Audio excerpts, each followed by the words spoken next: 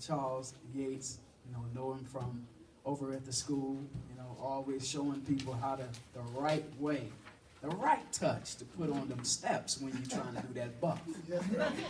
There's a certain way, there's a certain move you got to make. He knows that move. And so I'm grateful for,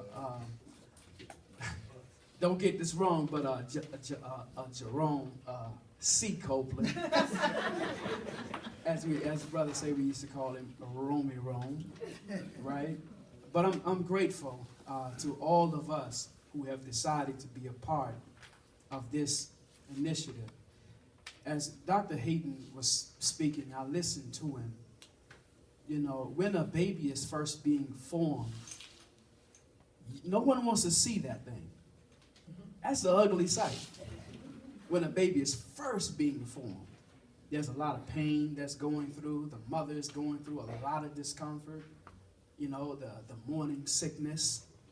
But then 9 months later, everybody say, oh, let me see the baby. Let me hold the baby. This is what this is. Yeah. This is exactly what this is. And I'm honored to be a part of this formation of this baby. With the organizations that I'm a part of. I'm honored to be a part. Today I just want to talk very briefly about the broken window. There's a report that was done a few years ago, how they were trying to get rid of crime in the city of New York. And they went through the process of looking at the broken window. There was a house that had a broken window. Nobody went through, the landlord did not fix the broken window. So then the next day, somebody put graffiti on the broken window. The day after that, somebody committed a robbery near the house that had the broken window and the graffiti. After that, somebody committed a crime that was called murder or homicide near the house that had the broken window and the graffiti where the robbery took place.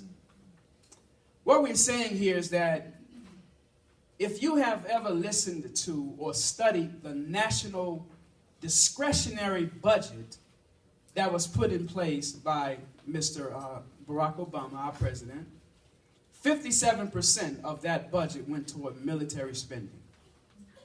6% went towards education. 6% went towards education. That is a problem. 1% went towards food and agriculture.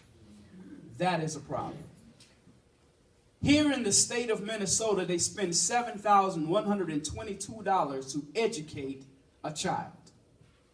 $75,000 for incarcerating that child. $50,000 to incarcerate an adult. So there's $25,000 spent more to incarcerate a child, and there's 7 times more spent to incarcerate a child as it is in terms of education. That's a broken window. If you go through your neighborhoods, you can see that in our lives, we have broken windows. Somebody's got to come through and fix these broken windows. And so it's going to take organizations like C.O.Y and other organizations to form a net to fix these broken windows, because these broken windows are really reflections of broken lives. So I accept the challenge. I accept the challenge with you. I accept the challenge with everybody that's in here. My brother, young brother Tezzy, used to be in the hallways with me at the school at Harvest Prep. And we used to have our run-ins. But a child, as gifted as he is like a balled up sheet of paper. You give it time, it'll stretch back out. Right now. And then God can write whatever he needs to write on that piece of paper for that child to be a script for the community.